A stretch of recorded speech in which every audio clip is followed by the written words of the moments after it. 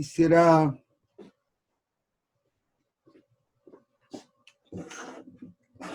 recordarle entonces que tenemos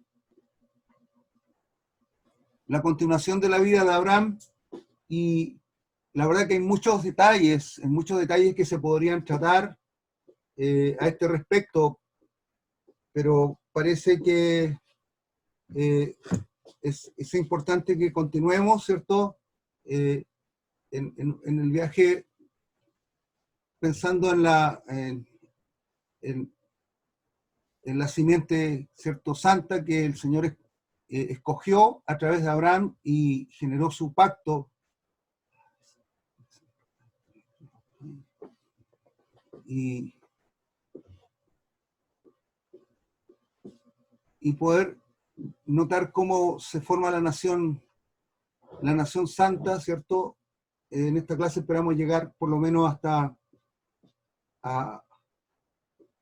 Jacob y ver cómo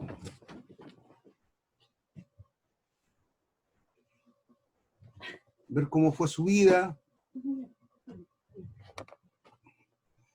etcétera. Bien, hermanos, continuando entonces con la vida de Abraham, ¿cierto?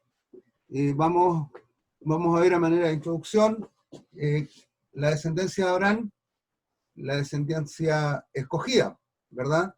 No es otra descendencia a la que estamos aludiendo, porque como ya dijimos, Abraham tuvo otro hijo antes que Isaac, que se llamó Ismael, pero no es el hijo de la promesa. Y después que fallece Sara, se contrae cierto matrimonio con otra dama que se llama Sétura. Y los habilidosos, ¿cierto?, van a encontrar en la Sagrada Escritura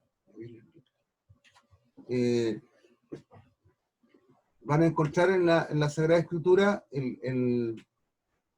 los textos, ¿cierto?, que acompañan esta idea, y como dicen por ahí, que más que regalar pescado, es bueno enseñar a pescar. Entonces es bueno que usted también aprenda a buscar en la Biblia y encuentre lo que el Señor nos va enseñando a todos nosotros, y porque sería fácil que yo adjuntara ahí, ¿cierto?, en la pantalla todos los textos bíblicos y todos los pasajes, y entonces estaría todo servido, pero es importante que usted también lo vea de manera personal. Así como dato, podría ser que usted busque por ahí por el capítulo 25 de Génesis, y entonces ahí podría entender lo que le quiero decir, leer estas cosas. Y bueno, mire, se dice que uno aprende más practicando que solo escuchando. Entonces, si usted busca y lee, le va a quedar más en su retina, más en su mente.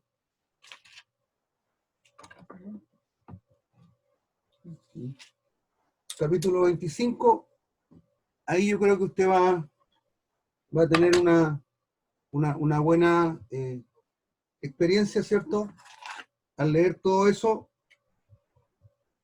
y sin duda que va a mejorar su conocimiento respecto a lo que el Señor quiere de nosotros. Bueno, vamos a dejar a Abraham y empezar con Isaac en ese momento especial, ¿cierto?, cuando ahí el primer, digamos, momento como donde empieza el protagonismo de Isaac, que no es un gran protagonismo, que lo vamos a ver, y es cuando le dice a su papá, tenemos leña para el fuego, ¿dónde está el cordero para el holocausto? ¿Cierto? Le preguntó Isaac a su padre, y se fueron, ¿cierto?, creyendo de que Dios iba a proveer. Bueno, Dios había prometido Abraham que en Isaac le sería dada la descendencia. Así es que nos encontramos con una figura, con la figura de Isaac como una figura sobria en el Génesis, ¿cierto? Y esto puede tener varias lecturas, pero lo concreto es que su vida es un aporte para el plan divino. Eso es importante entenderlo. Decir entonces que Isaac significa el que hace reír. Isaac fue bendecido en Gerar y capítulo 6, ¿cierto? Ya nos encontramos más con Isaac. El hambre le hace dudar, miente respecto a Rebeca, también dice que es su hermana, lo mismo que su padre. Abimelech lo sorprende y ahí se produce un problemilla, ¿cierto? Pero Dios interviene en favor de Isaac. Y entonces ahí Dios le da una experiencia extraordinaria a Isaac y él se da cuenta de que Dios lo protege, lo bendice y sale, ¿cierto?, de esa zona sin problema. Isaac aprende a conocer a Dios. Isaac aprende a conocer a Dios y eso le ayuda en su vida espiritual, en su relación con Dios. La actitud sabia de Isaac, ¿cierto? Que lo muestra como un pacificador, allí en el capítulo 26, alrededor del versículo 28, 26, 27, 28, hasta el 29 o 30 diríamos, ¿cierto? Ahí vemos que Isaac actúa con sabiduría y se gana el favor, el cariño de la gente de esa región y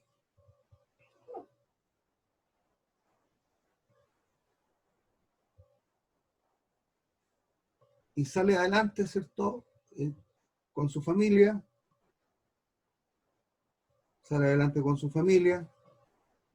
Dios lo bendice, Dios lo prospera. En todo lo que Isaac hacía, Dios estaba allí presente con él, y así que eso lo vieron en forma muy clara. Sus adversarios en primer término, que se transformaron en amigos, ¿cierto? Fueron a ver a Isaac, le dijeron, chuta, sabemos que Dios está contigo, qué sé yo. Isaac lo recibió, hicieron una comida, hicieron un convenio entre ellos de no agresión, posiblemente, ¿cierto? De tener una vida en paz, porque habían habido algunas disputas previamente entre los pastores de Isaac por las aguas. Estamos hablando del desierto, ¿no? Entonces había problemas ahí con el agua, y la verdad que Isaac donde iba encontraba agua. Dios lo bendecía con eso. Entonces eso veían las demás personas, que Isaac encontraba agua, ¿no? Y eso lógicamente era todo un tema para ellos, que Dios estaba con Isaac y donde Isaac iba había agua. Entonces eso fue interesante. Isaac pasó la mayor parte de su vida en el sur de Palestina, en las cercanías de Gerar, de Beerseba, Rehobot. Era un hombre meditabundo, conciliador, sosegado y aún pasivo. Es decir, no tiene un carácter cierto explosivo, no es una persona carismática. Algunos dicen que su vida sería solo un eco de su padre, un eco lejano de su padre Abraham. Cometió los mismos errores, como lo decíamos, pero buscó a Dios y cumplió el propósito de Dios. Y esto es importante. cumplió el propósito de Dios para su vida, siendo guardián de sus promesas y transmitiéndolas a Jacob. Eso es como, es muy importante porque se ve que es un eslabón indispensable para cumplir el pacto de Dios que Dios había hecho a Abraham y la continuidad de ese pacto. Entonces, Isaac, más allá de que no vemos ¿cierto? Una característica extraordinaria en él, sí encontramos de que Isaac es un hombre que fue el instrumento que Dios necesitó para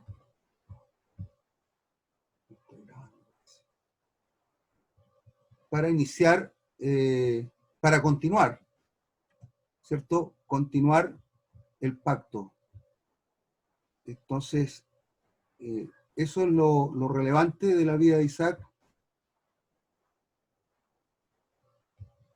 Es lo súper relevante de su vida que nos trae grandes lecciones, ¿cierto? La fidelidad del Señor a cumplir su pacto.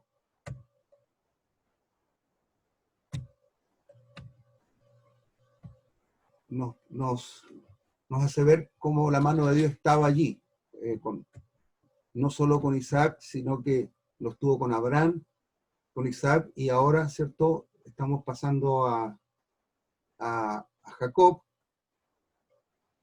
Ahí en la imagen que ustedes están viendo, dice que Isaac el hambre le hace dudar, miente respecto a Rebeca, a Abimelech lo sorprende.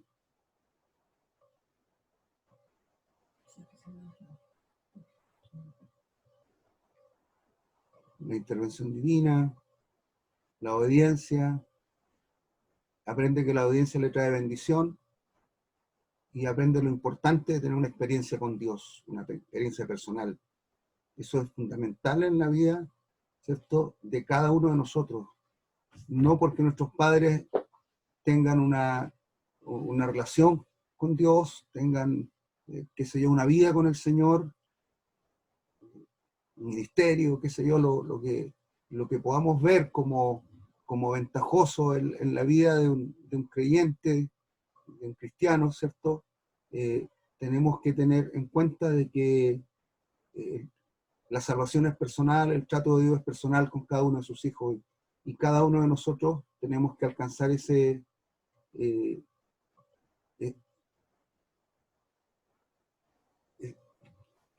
experiencia con Dios. Amén. Vamos a pasar a la otra imagen.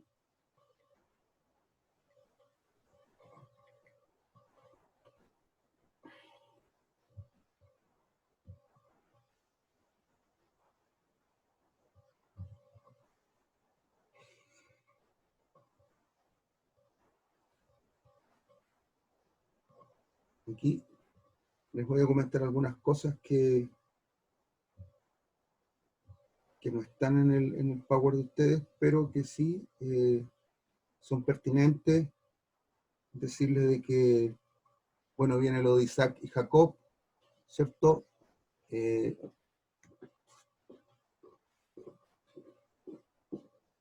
Isaac y Jacob tienen en la última, en la parte 3 aquí, en el puntito 3, ¿cierto? Aparece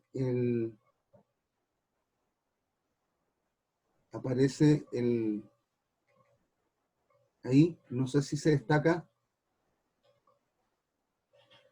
¿ya? Jacob suplanta a Esaú. Digamos, eso es como una de las partes culminantes de la vida de Esaú, de Jacob, antes de escapar, ¿cierto? Pero antes de ello quería recordarles de que, como vimos, Dios le promete a Abraham que a través de Isaac venía la descendencia. Luego Isaac casa con Rebeca y vienen sus dos hijos, y ahí hay una rivalidad, digamos, tremenda entre ellos dos, desde antes de que naciera, desde antes de que nacieran ya venía eso. Usted lo puede ver en el capítulo 25 versículo 19 para adelante, está esa situación. Y capítulo 25, verso 19, hacia adelante usted lo va a encontrar. Pasaron 20 años, ¿cierto? Rebeca también tenía esa situación complicada de las matriarcas, diríamos, ¿cierto? Que tenían ellas, como Sara, Rebeca también fue estéril. Pasaron 20 años para que ellos pudieran engendrar. 20 años. Y en ese proceso, ¿cierto? Le suceden todas estas cosas que vimos recién, los pozos, las situaciones diversas que tuvieron con Abimelech, ¿verdad? Cuando se van a Egipto, o casi se va a Egipto, y Dios le dice, no te vayas a Egipto. Entonces, ahí hay una palabra profética en el 25-23, donde le dice, el mayor servirá al menor. Y eso marca la vida no solamente de de Jacob, no solo marca la vida de Jacob, marca también la vida de Esaú y marca la vida de Isaac y Rebeca, o sea, de la familia completa.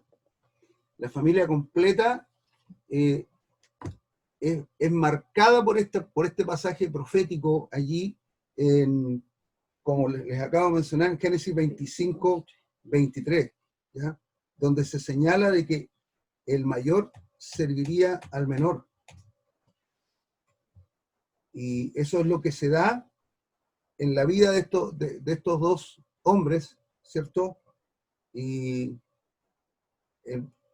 dice el verso 25, salió el primero rubio y era todo velludo.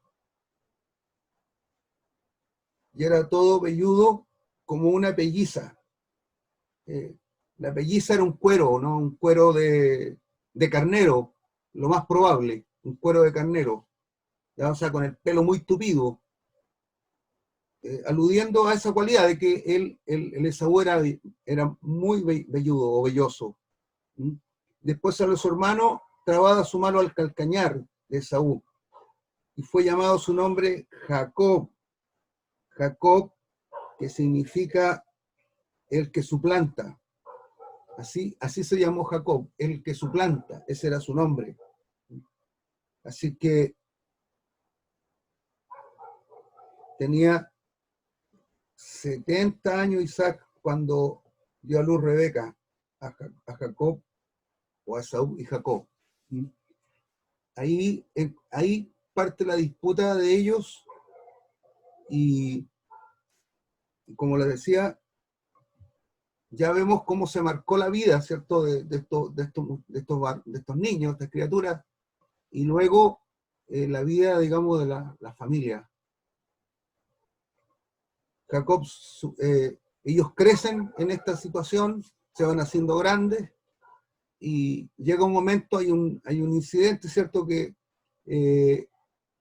Esaú llega con hambre, era un hombre de campo, había salido a cazar, y llegó con hambre quizás de días de ir y venir, y Jacob aprovecha ese momento, Jacob era astuto, aprovecha ese momento y ¿qué hace?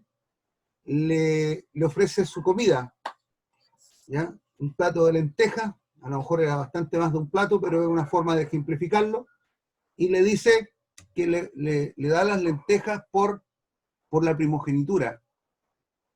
Y eso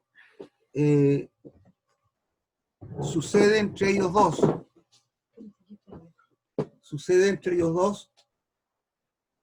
Así es que, bueno, Esaú vendió el plato de lentejas. Con el plato de lentejas le vendió la primogenitura. Lógico que fue una argucia, una artimaña de Jacob, básicamente porque la primogenitura valía mucho, mucho más que un plato de lentejas. Por hambre que tuviera, por días que Esaú no hubiera comido, quizás. ¿Ya? No tenemos un reporte de eso, no hay una información mayor. Por lo menos en la escritura no lo hay.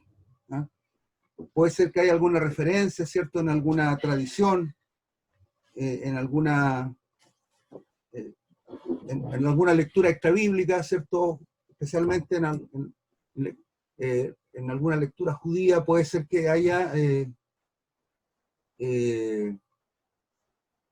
algún comentario a ese respecto, pero sabemos, sí, que se produce este negocio, ¿ya? Y con el tiempo, ¿cierto? Llega el momento de la primogenitura y Isaac posiblemente estaba con la intención, ¿cierto?, de darle la primogenitura a Esaú porque era el mayor. Pero ustedes recuerdan esa palabra, ¿cierto?, que había, de que el mayor serviría al menor. Entonces, se produce un complot ahí. Mire, esto nos permite ver que la familia estaba, si bien no estaban descarriados, ¿cierto? Isaac se mantenía, ¿cierto?, en el propósito de Dios, en la promesa, pero había alguna carnalidad y un apego más a la tradición que a la fe, más a la tradición que al plan de Dios, porque Isaac sabía lo que Dios había dicho al momento de que los niños nacieron, pero lo estaba desconociendo y él quería, ¿cierto?, e iba a privilegiar claramente a Esaú.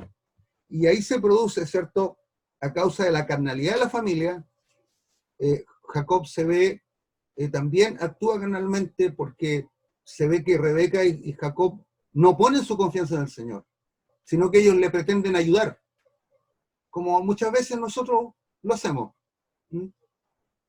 Dios es soberano y Dios es suficiente para llevar adelante sus planes. Y a veces nosotros como que queremos intervenir. Ellos estaban haciendo eso. Jacob sabía que él tenía que ser el heredero de las promesas. Rebeca también lo sabía. Pero no dice la escritura de que ellos buscaran a Dios, que oraran, le reclamaran su promesa. Ellos dijeron, aquí esto lo arreglamos fácilmente, ¿cierto? Buscar una solución humana al conflicto. Así que Isaac intenta, ¿cierto?, bendecir a Esaú, y Rebeca y Jacob contraatacan, ¿cierto?, con un plan y preparan una comida, ¿cierto?, un brebaje especial para llevarle a Isaac, que ya estaba viejo, que ya había, la escritura dice que ya no veía bien. Algunos quisieran asociar eso con que Isaac estaba espiritualmente algo decaído, por lo menos, por decirlo de una manera liviana, otros son un poco más severos, pero lo que es cierto es que físicamente Isaac ya estaba perdiendo la visión, su vista no estaba como la de un joven.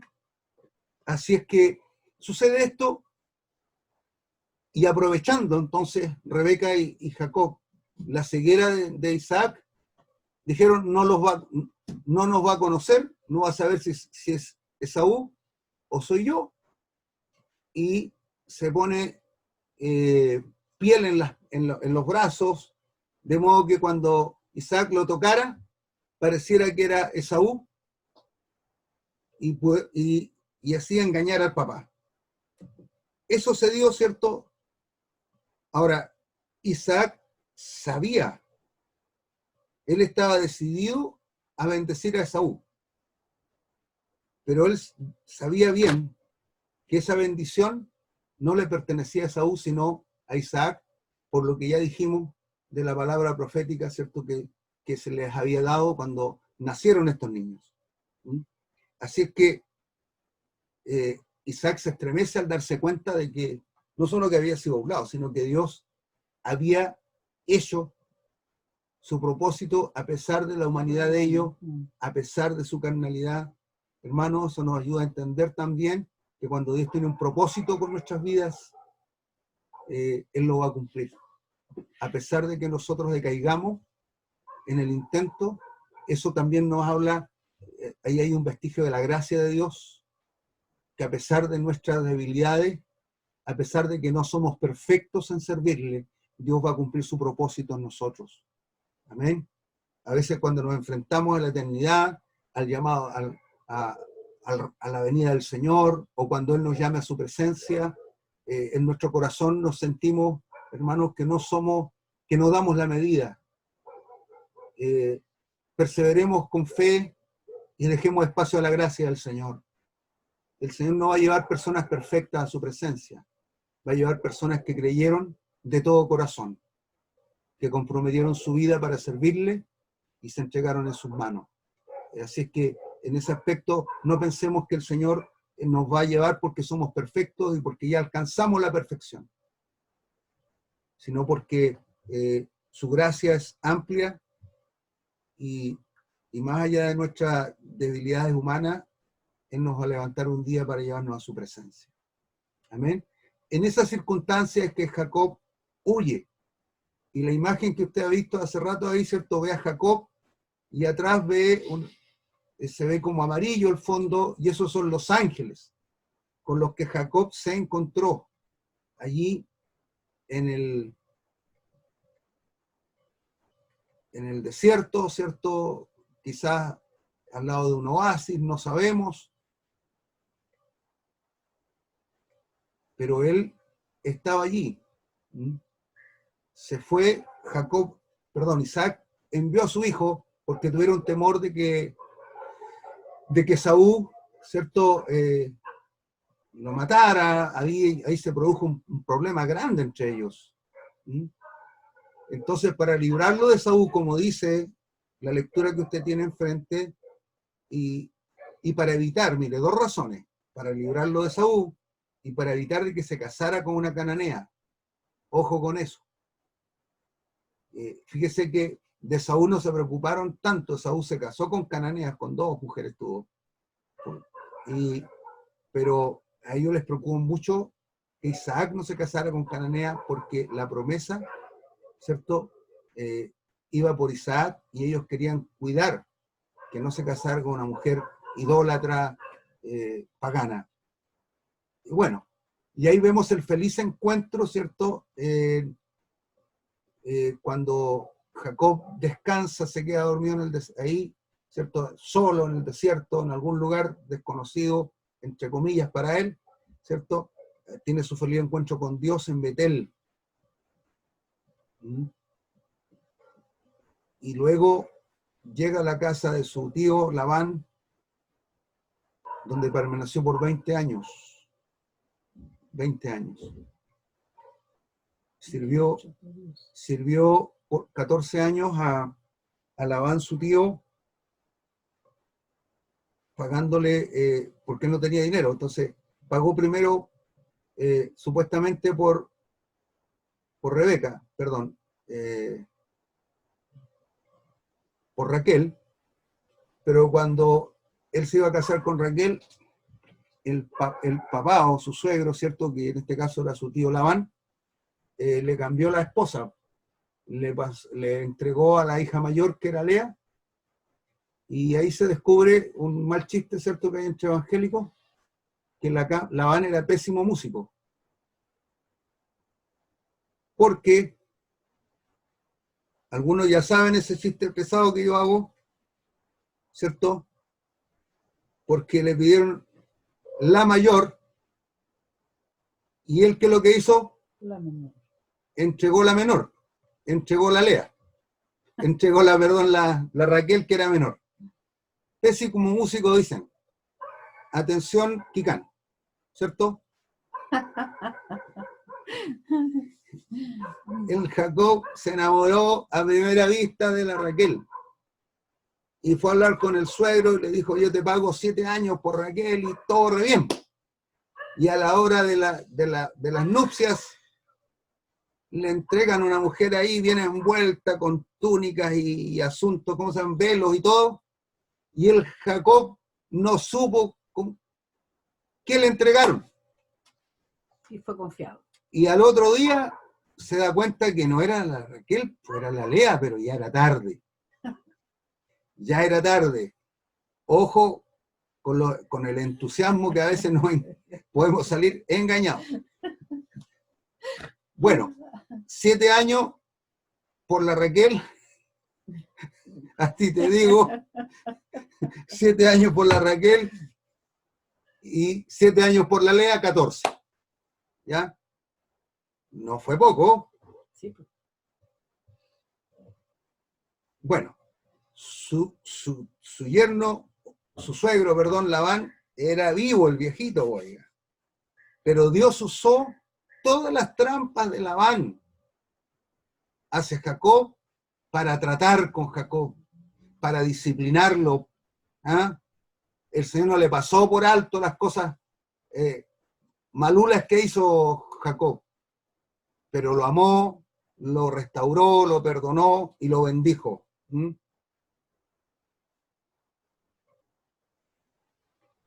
Entonces, Jacob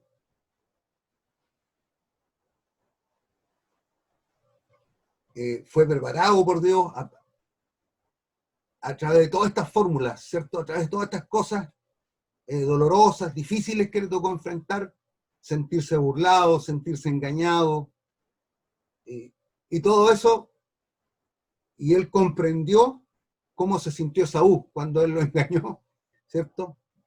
Él comprendió eh, el, el terrible engaño que le hizo a su padre. ¿Eh? Así que trabajó durante 14 años y 6 más trabajó con Labán, y Labán fue bendecido a causa de Jacob, pero Jacob fue prosperado y fue más prosperado que Labán. Así que ahí vemos como la fidelidad del Señor, a pesar de los errores de Jacob, perdón, a pesar de los, sí, de Jacob, a pesar de los errores de Jacob, Dios lo bendijo. Dios lo bendijo y lo preparó para el plan que él tenía con este hombre de Dios, ¿cierto? Y vemos, hermano, esto nos ayuda a ver una vez más que Dios no trata con personas perfectas, que nos salva a personas perfectas. A veces nos sentimos tan inmerecedores de la bendición del Señor, de que Dios a veces nos llama, nos permite servirle, nos usa en algunos momentos, ojalá que sea en varios momentos, que nos use, y nos sentimos poco en realidad delante del Señor. Y lo cierto, hermanos, es que somos poco, pero Dios usa gente simple que crea en Él.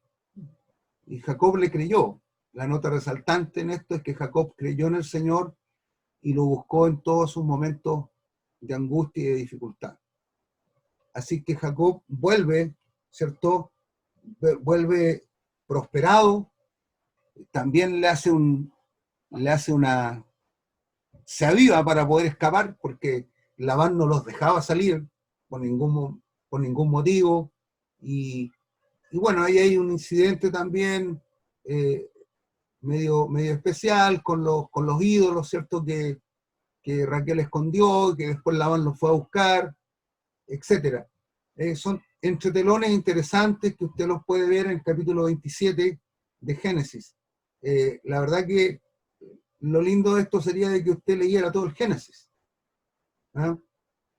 Todo el Génesis, después leamos todo el Éxodo, porque esto a nosotros nos da sustento. Conocer la Escritura, leer la Escritura, la verdad que el mayor beneficiado es uno, porque conoce de Dios, conoce a Dios a través de leyendo la Escritura, y conociendo la Escritura uno conoce al Señor también. Y también entiende el consejo divino. Y toma el consejo de Dios para nuestras vidas. Vemos los ejemplos, porque toda la vivencia de Abraham, de Noé, yéndonos más atrás, ¿cierto? Noé, Abraham, Isaac, Jacob, son ejemplos de vida. Nosotros podemos notar en esas circunstancias lo que ellos vivieron y cómo nosotros lo podemos también vivir. y agradar al Señor en estas circunstancias complejas, ¿cierto? Poder agradar nosotros al Señor. Se fija que Abraham es resaltante en la Escritura, después Isaac como que pasa más sobria, ¿cierto? La experiencia con Abraham, pero de Jacob ya vamos viendo y algo más relevante y lo que nos obliga a tener una imagen, ¿cierto? Que tiene como fondo el encuentro, ¿cierto? De Jacob con el ángel ahí en Peniel. Y esa lucha de Jacob con el ángel concluye cuando Jacob ¿cierto? Le dice que no lo va a dejar al ángel.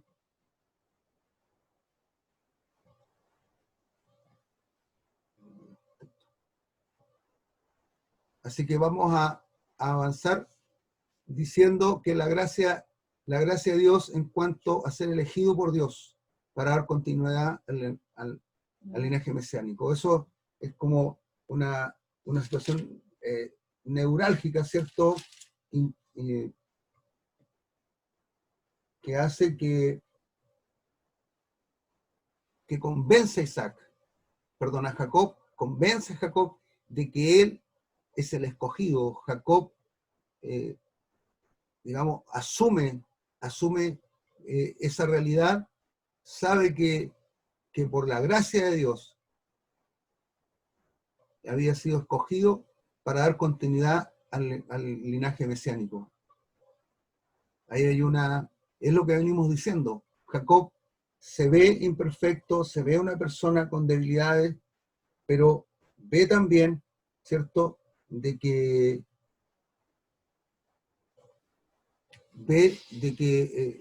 él es el hombre que Dios llamó para este propósito. Así que ese es un elemento importante, ¿cierto?, de la vida de Jacob.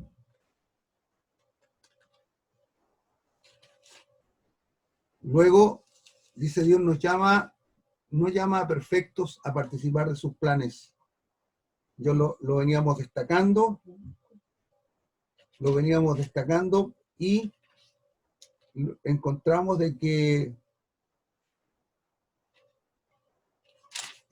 esta realidad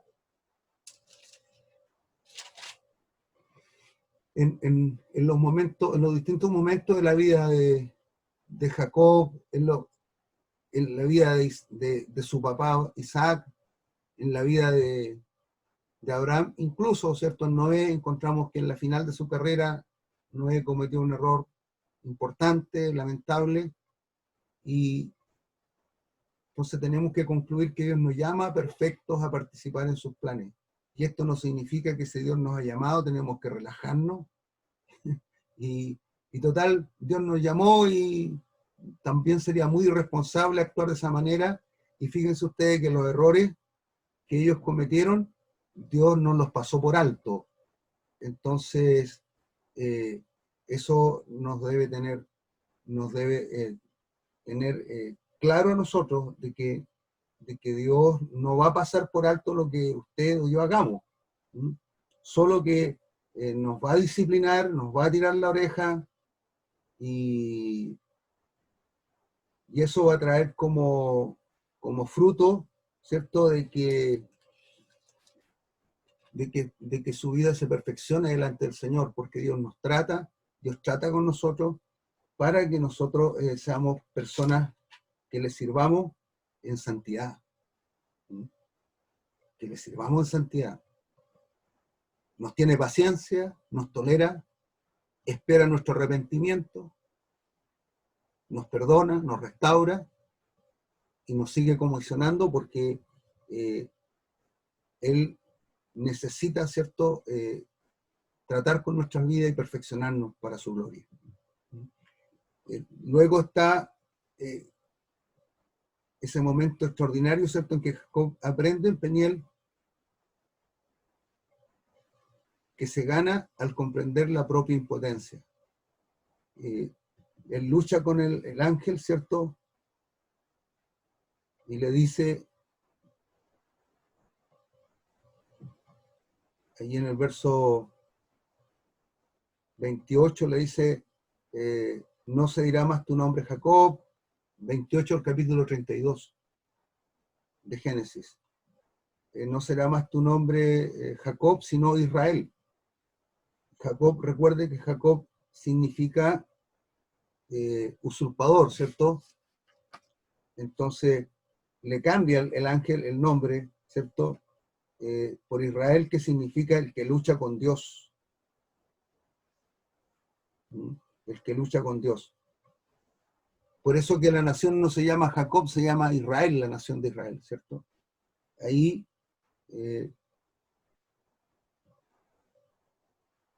y Jacob le dice, declárame ahora tu nombre, y el varón respondió, ¿por qué me preguntas por mi nombre? Y lo bendijo allí. Y llamó Jacob a aquel lugar Peniel, porque dijo, vi a Dios cara a cara, y fue librada mi alma. Y cuando había pasado Peniel, le salió el sol y cojeaba de su cadera. Ahí se produce, ¿cierto?, un momento muy especial, y Jacob es bendecido.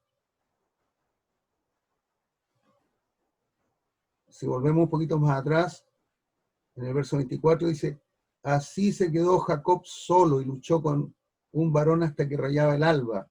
Y cuando el varón vio que no podía con él, tocó en el sitio del encaje de su muslo, y se descoyuntó el muslo de Jacob mientras con él luchaba. Y dijo, déjame, porque raya el alba. Y Jacob le respondió, no te dejaré si no me bendices. Ahí hay una lección permanente en esa expresión de Jacob. No te dejaré, ¿cierto? Si no me bendices. Qué importante, hermanos, que nosotros sepamos que la bendición del Señor no está ahí nomás. Hay que lucharla. Jacob luchó con Dios. Jacob se abrazó del ángel. Y ahí fue bendecido. No lo soltó. Y digamos que un ángel, la palabra nos da testimonio de que son poderosos en fortaleza. Y él, a pesar de todo, se aferró y fue bendecido. La lección es que no nos soltemos del Señor, que nos aferremos con toda nuestra alma, con toda nuestra fuerza, con todo nuestro corazón, para que veamos su bendición. El punto D que tenemos ahí nos habla de la siembra y la cosecha. La siembra y la cosecha. ¿Cierto? Jacob aprendió, hermano, con la acción que él realizó de engañar a su padre ciego y anciano. Engañó también a su hermano. Y él lo vio reflejado en su propia vida, porque también él fue engañado por Labán y después cruelmente engañado por sus hijos, propios hijos. Engañaron a Jacob. ¿Cuándo dirá usted? Cuando hicieron desaparecer a José diciéndole que había muerto, comido por una fiera, le llevaron la ropa ensangrentada, ¿cierto? El pobre anciano que lloró a su hijo por tanto tiempo. Entonces, hay una palabra que se ve sancionatoria ya en Gálatas, donde dice, no erréis, Dios no puede ser burlado, lo que el hombre sembrare, eso también cosechará. Que el Señor nos ayude, hermanos queridos, porque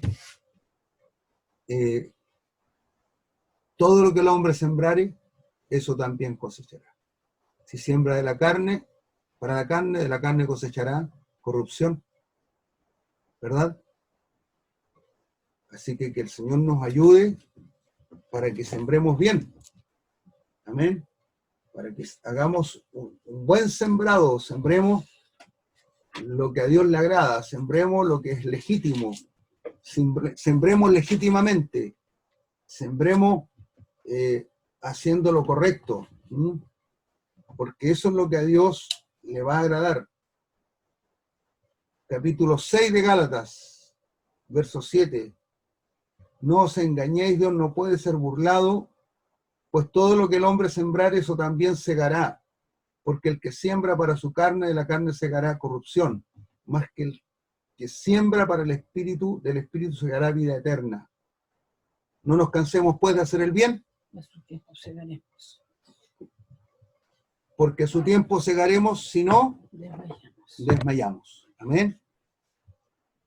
Esto nos ilustra, hermanos, la ley de la siembra y la cosecha, que está referida, ¿cierto?, ahí en Gálatas, pero aquí la vida, la experiencia de vida de Jacob, a él le enseñó. Esto antes de que Pablo, mucho antes que el apóstol Pablo lo escribiera. Él lo vivió en carne propia. Y la grandeza del plan mesiánico, ¿cierto?, que destaca en la fidelidad del Señor, por cumplir sus promesas, a pesar de, dice que si nosotros somos infieles, Él permanece fiel, a pesar de que cometemos errores. Jacob cometió errores, la grandeza del plan mesiánico se manifiesta a través de él y de su familia, ¿cierto?, que viene, ¿cierto?, a partir de su matrimonio, ¿cierto? Lo vimos al principio en la segunda, creo, imagen, ¿sí? En la segunda imagen tenemos a Abraham, Isaac y Jacob. Jacob tuvo 2 esposas y 2 concubinas, ¿cierto? Como ya mencionábamos, a Lea, la hermana mayor, y Raquel, la hermana menor. Lea la mayor y Raquel la menor. Entonces, de esa relación, de ese matrimonio, ¿cierto?, porque fueron casados, vino Rubén, Simeón, Leví, Judá, ¿cierto?, que es destacado porque de Judá nace el Salvador, ¿cierto? Por eso está destacado ahí en un círculo rojo. Isaacar, Zabulón son hijos de Lea, y aparecen también en celeste porque en cierto modo eran hijos de Lea también los que le nacieron a Silpa, que era la esclava de Lea, que Lea cuando pasó periodos en que no engendraba, recurrió a su sierva, seguramente era la sierva más querida de ella, ¿ya? Algo así con lo que pasó con Sara, ¿cierto?, que le dio su sierva Agar a Abraham. Y lo dijimos el miércoles pasado, que era una costumbre, era un hábito, ¿cierto?, de esa región, ¿cierto? Era parte de la cultura, de que ellos entregaban a la sierva cuando no podían engendrar, y la costumbre era que la criatura nacía sobre las piernas de la ama.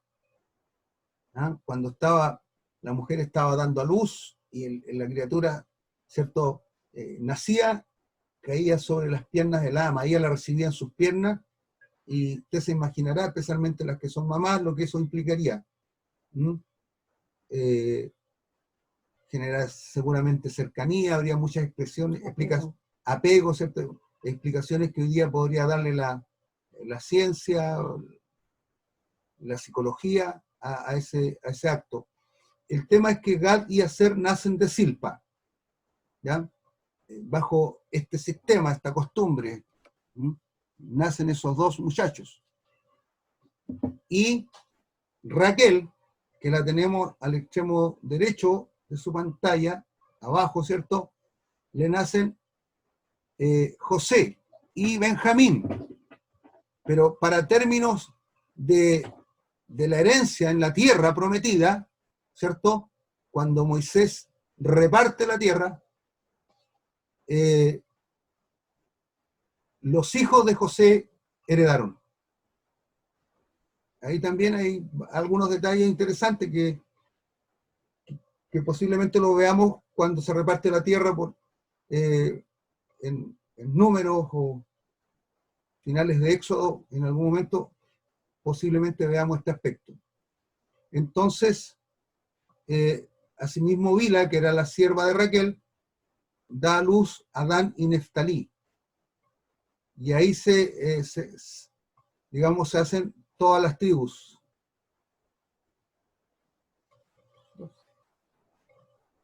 Las 12 tribus. Uh-huh.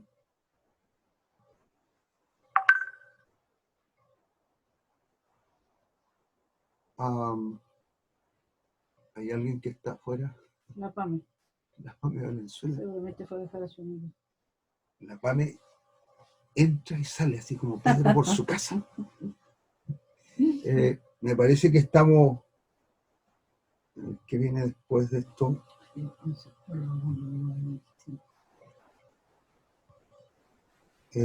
Sí, ya estaríamos llegando a José. Estaríamos llegando a José. Denme un segundito que tengo a Pame afuera. Ahí va a volver la Pame. Eso le pasa por escaparse. Vamos a la pantalla de nuevo. Está nuevamente la imagen ahí.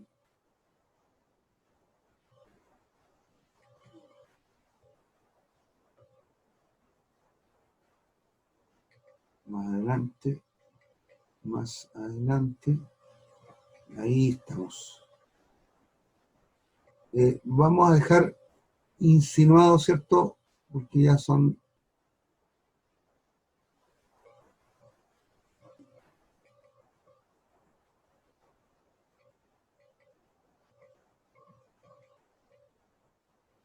eso lo quería decir, vamos a dejar insinuado lo de la próxima clase, que hoy ya son las 9:30 casi, y ¿cierto? Lo de José, un hombre eminentemente práctico y realista, pero llevaba a su experiencia, su relación con Dios, estaba plasmada a través de su testimonio, de sus acciones, y Dios es maestro en cumplir sus propósitos, y a pesar de los planes humanos, de las cosas, de las cortapisas que los hombres formulan en contra de sus proyectos, ¿cierto? Dios aún así incluso usa los peores sentimientos humanos. En el caso de los hermanos de Jacob, los hermanos de José, hijos de Jacob, porque lo intentan matarlo, luego por ahí hay alguno que intercede por él y finalmente lo venden y se va a Egipto, y resulta de que Dios estaba detrás de todo ese plan maligno de ellos, ¿cierto? Que era un odio, un resentimiento extraordinario que tenían contra su hermano, pero Dios usa los peores sentimientos humanos, como dice allí en la imagen, ¿cierto?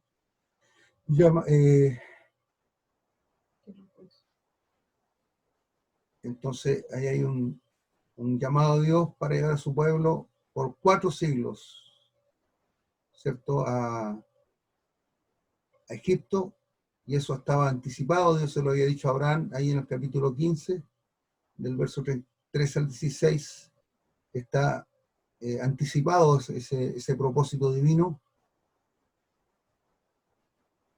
Los errores de Judá nos ilustran las necesidades de ir a Egipto, que despreciaban y que despreciaban a los pastores.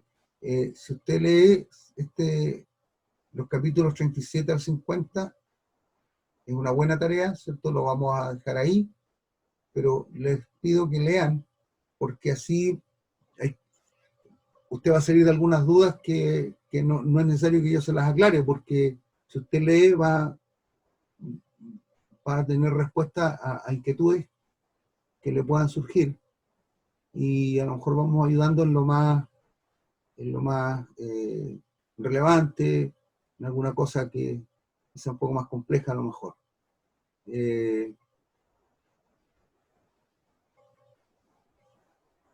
Ustedes saben que en Egipto despreciaban a los pastores, ellos no eran pueblo de pastores que le tenían una distancia muy fuerte a lo que era el pastor. Para ellos era algo muy desagradable para los egipcios, así que ahí hay también una manifestación de la gracia de Dios, porque siendo pastores los reciben en Egipto. Los egipcios despreciaban a los pastores.